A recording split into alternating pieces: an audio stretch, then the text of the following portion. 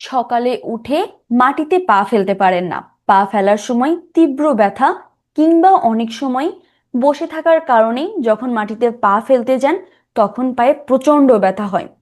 আবার কিছু সময় এদিক ওদিক হাঁটাহাঁটি করলে পায়ে ব্যথা কমে যায়। সাধারণত এরকম হলে আমরা ব্যথাটার দিকে খুব একটা বেশি গুরুত্ব দিই না, কিন্তু যখন দীর্ঘদিন এমনটা হয়ে থাকে পরে ডাক্তারের কাছে যাই, তখন জানতে পারি, ডাক্তার বলে যে আপনার প্ল্যান্টার ফ্যাসাইটিস হয়েছে। আসলে গোড়ালির ব্যথা একটা নীরব ঘাতকের মতন কাজ করে, যা আপনার জীবনযাত্রাকে ধীরে ধীরে নিশ্চল করে দিতে পারে। আর এই ব্যথাকে সাধারণ ক্লান্তি ভেবে ভুল করা মানে মূল রোগটিকে বাড়তে দেওয়া। চলুন জেনে নেই পায়ের গোড়ালির ব্যথার প্রধান কারণগুলো কি কি। প্রথমেই আসে প্ল্যান্টার ফ্যাসাইটিস।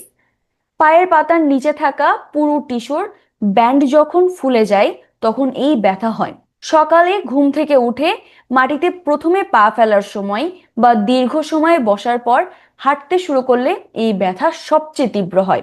এরপর আসে হিল স্পার। গোড়ালির হাড়ের নিচে যদি ক্যালসিয়াম জমে ছোট কাটার মতন গঠন তৈরি করে তাহলে তাকে হিল স্পার বলে।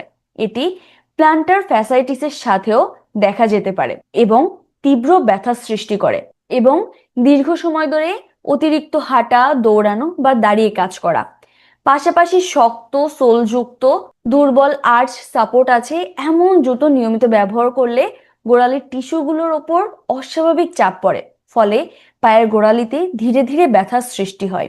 আর এই গোড়ালির ব্যথা থেকে মুক্তি পাওয়ার কিছু ঘরোয়া পদ্ধতি সম্পর্কে জেনে নেই চলুন। তীব্র ব্যথা হলেই হাঁটাচলা বা গোড়ালির ওপর চাপ দেওয়া কমিয়ে দিন। দিনে কয়েকবার 15 থেকে 20 মিনিটের জন্য বরফের প্যাক বা বরফের জলে পা ডুবিয়ে সেক দিন। এটি প্রদাহ এবং ফোলা কমাতে সাহায্য করে। এছাড়াও গোড়ালির পেশি এবং প্ল্যান্টার ফ্যাসিয়াকে প্রসারিত করার জন্য নিয়মিত স্ট্রেচিং ব্যায়াম করুন। সকালে ঘুম থেকে ওঠার আগে বিছানায় বসে পায়ের আঙুল নিজের দিকে টেনে ধরুন এবং পর্যাপ্ত আর্চ সাপোর্ট এবং কুশনযুক্ত জুতো ব্যবহার করুন।